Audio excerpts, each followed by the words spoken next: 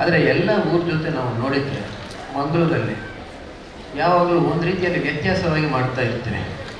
ಏನಪ್ಪ ವ್ಯತ್ಯಾಸ ಅಂದರೆ, 2-3 ಉದಾಹರಣೆ ನೋಡಿದ್ದೀವಿ ಆಕ್ಸಿಡೆಂಟ್ ಯಾವ ರೀತಿ ಆಗಿದೆ ಅಂತ ಹೇಳಿ. ಬೇರೆ ಕಡೆ ಕೆಲವು ಕಡೆ ಇರ್ಬೋದು, ಬಟ್ ಆದರೆ ನಮ್ಮೂರಲ್ಲಿ ಕೂಡ ಸ್ಪೆಷಲಾಗಿ ಏನೇನು ಇರ್ತದೆ ಅಂದರೆ, ಬೆಳಗ್ಗೆ ಎದ್ದಿದ ತಕ್ಷಣ ಒಂದು 10 ಜನ ಕೇಳ್ತಾರೆ, ಯಾರವನು ಬುದ್ಧಿ ಇಲ್ಲದವನು ಬಂದ್ಬಿಟ್ಟು ರೋಡಲ್ಲೆಲ್ಲ ಗಾಡಿ ನಿಲ್ಲಿಸ್ಬಿಟ್ಟಿದ್ದಾನೆ ಅಂತ ಹೇಳ್ಬಿಟ್ಟು 4 ಫೋಟೋ ತೆಗೆದು ಸೋಷಿಯಲ್ ಮೀಡಿಯಾದಲ್ಲಿ ಅಪ್ಲೋಡ್ ಮಾಡಿ ಒಂದು 5,000 ಲೈಕ್ ಬಂದಮೇಲೆ ನಾನು ಕಿಂಗ್, ತಪ್ಪು ಊರೆಲ್ಲರಿಗೆ ತೋರಿಸಿದ್ದೀನಿ ಅಂತ ಹೇಳ್ತಾನೆ. ಮಧ್ಯಾಹ್ನ ಅಲ್ಲೇ ಹೋಗಿ ನಾವು ನೋಡಿದರೆ ಅವನದೇ ಗಾಡಿ ಅದೇ ನೋ ಪಾರ್ಕಿಂಗಲ್ಲಿ ಅಲ್ಲೇ ನಿಲ್ಸ್ಕೊಂಡು ಕೂತಿರ್ತಾನೆ. This is a problem here. ಅದು ಆಯ್ತಪ್ಪ ಸರಿ ಅಂತ ಹೇಳಿ ಅದನ್ನು ಬಿಡ್ತೀವಿ. ಆ ವಿಡಿಯೋ ನೀವು ನೋಡಿದರೆ, ನಾವು ಸ್ಟ್ಯಾಟಿಸ್ಟಿಕ್ಸ್ ಎಲ್ಲ ಕೂಡ ನೋಡಿದ್ವಿ. ಒಟ್ಟು ಪ್ರತಿ 2 ದಿವಸಕ್ಕೆ ಒಬ್ಬರು ಸತ್ತೋಗ್ತಾರೆ ಮಂಗಳೂರಲ್ಲಿ ಆಕ್ಸಿಡೆಂಟಲ್ಲಿ. ಟೋಟಲ್ 170 ಜನ ಹೋದ ವರ್ಷ ಸತ್ತೋಗಿದ್ದಾರೆ ಆಕ್ಸಿಡೆಂಟಲ್ಲಿ. ಈ 171ರಲ್ಲಿ 169 ಆಕ್ಸಿಡೆಂಟ್ಸಲ್ಲಿ ಕಾರಣ ಯಾರ ಒಬ್ಬರದ್ದು ನೆಗ್ಲಿಜೆನ್ಸ್. ಇದರಲ್ಲಿ ದುಡ್ಡಿದ್ದವ್ರದ್ದಿರಬೇಕು ಅಥವಾ ವಿಕ್ಟಿಮ್ದಿರಬೇಕು, ಆ ಕಡೆ ಇದ್ದವ್ರದ್ದು ಒಬ್ಬರದ್ದು ನೆಗ್ಲಿಜೆನ್ಸ್ ಇದೆ. ನೀವಲ್ಲಿ ನೋಡಿದಾಗ ನಿಮಗೂ ಗೊತ್ತಾಗ್ತಾ ಇರ್ತದೆ ಅವನ ತಪ್ಪ ಇವನ್ ತಪ್ಪ ಅಂತ ಯೋಚನೆ ಮಾಡ್ಬಿಡ್ತೀವಿ.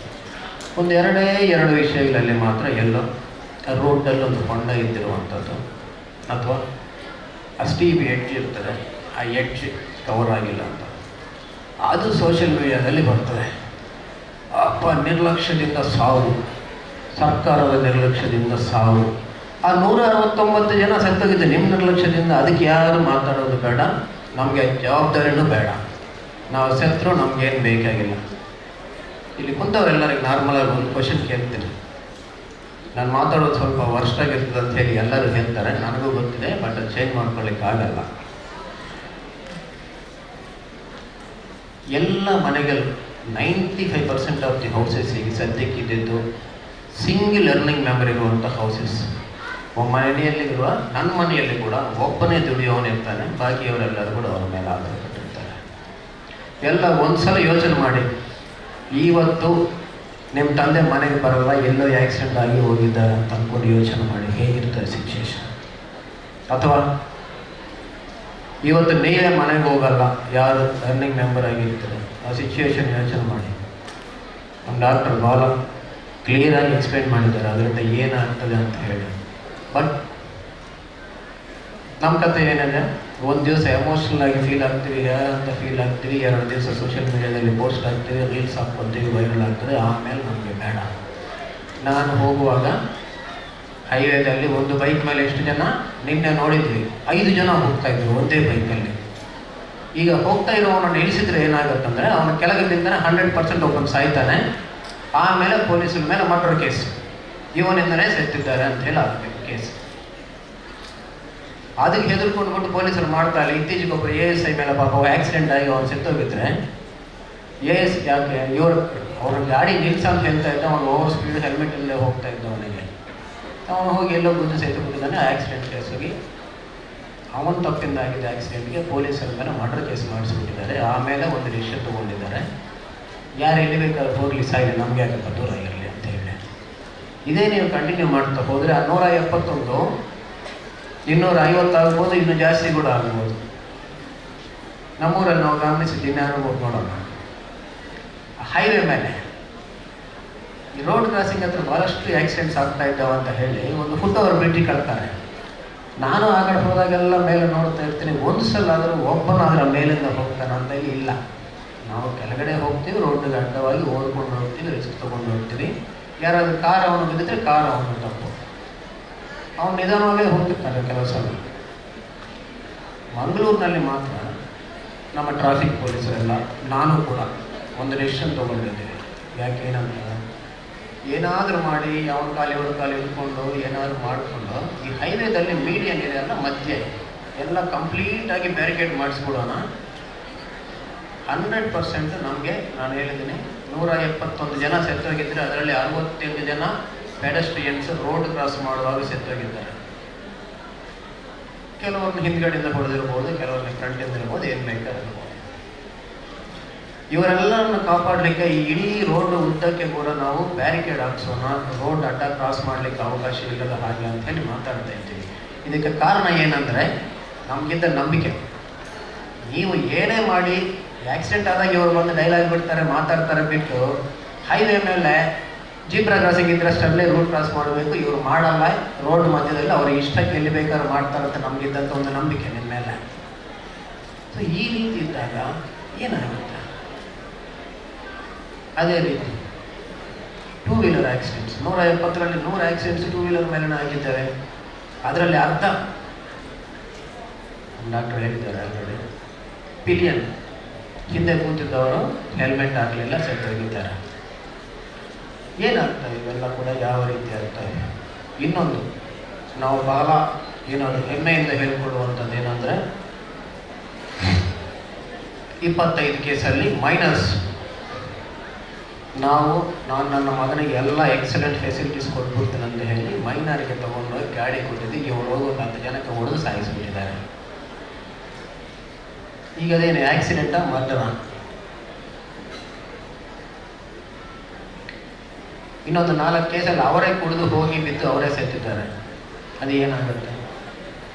2 ಕೇಸಲ್ಲಿ ಕುಡಿದವರು ಹೋಗಿ ಆಕ್ಸಿಡೆಂಟ್ ಮಾಡಿದ್ದಾರೆ, ಅದು ಮರ್ಡರ ಆಕ್ಸಿಡೆಂಟ್. ಸೊ ಈ ಎಲ್ಲ ಕೇಸುಗಳಲ್ಲಿ ಕೂಡ ಇನ್ನು ಮುಂದೆ ಕಲ್ಪಬಲ್ ಹೋಮ್ಸೈಡ್ ಅಂತ ಒಂದು ಸೆಕ್ಷನ್ ಇದೆ, 10 ವರ್ಷ ಜೈಲಲ್ಲಿ ಇರಲಿಕ್ಕೆ ಅವಕಾಶ ಇದೆ. ಸೊ ಅದನ್ನು ಹಾಕಿ ಅಂತ ಒಂದು ಡೆಸಿಷನ್ ತೊಗೊಂಡಿದ್ದೆ. ಬೇರೆ ಅವಕಾಶನೇ ಇಲ್ಲ, ಹೇಳಿದರೆ ಕೇಳೋದಿಲ್ಲ ಅಂತ ನಾನು ಅವರ ಮಾತೆ. ಯಾಕಂದರೆ ಈ ಸ್ಪೀಚ್ ಈಗ ನಾನು ಕೊಡೋದಿಲ್ಲ.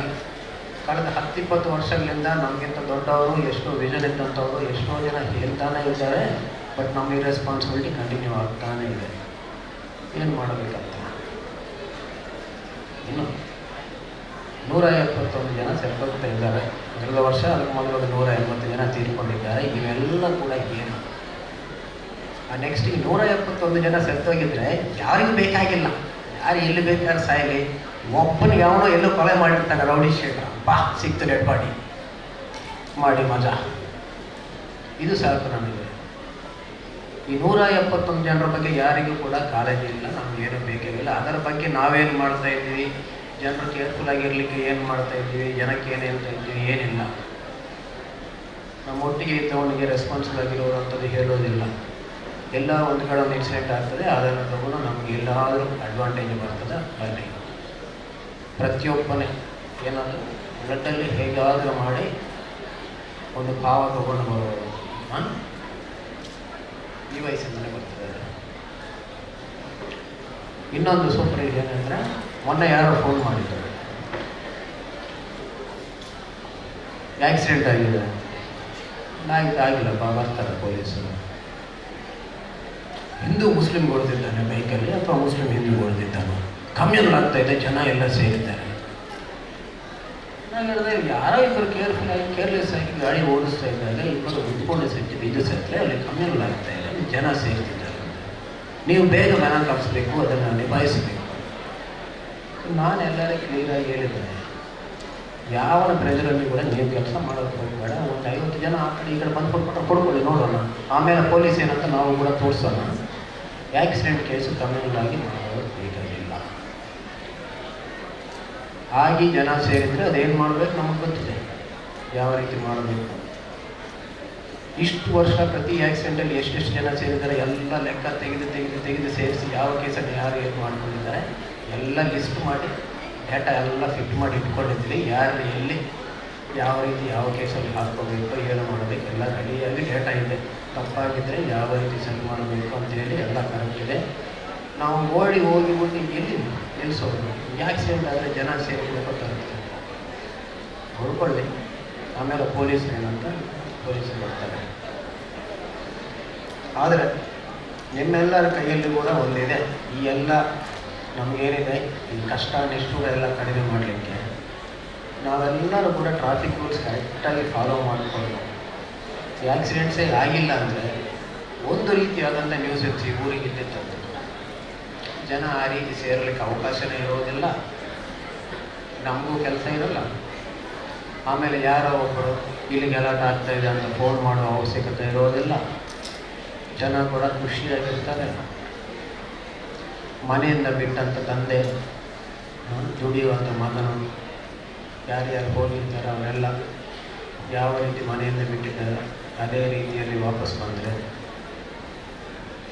ಎಲ್ಲ ಖುಷಿಯಾಗಿರ್ತಾರೆ, ಎಲ್ಲ ಫ್ಯಾಮಿಲೀಸ್ ಖಾಲಿ ಇರ್ತಾರೆ.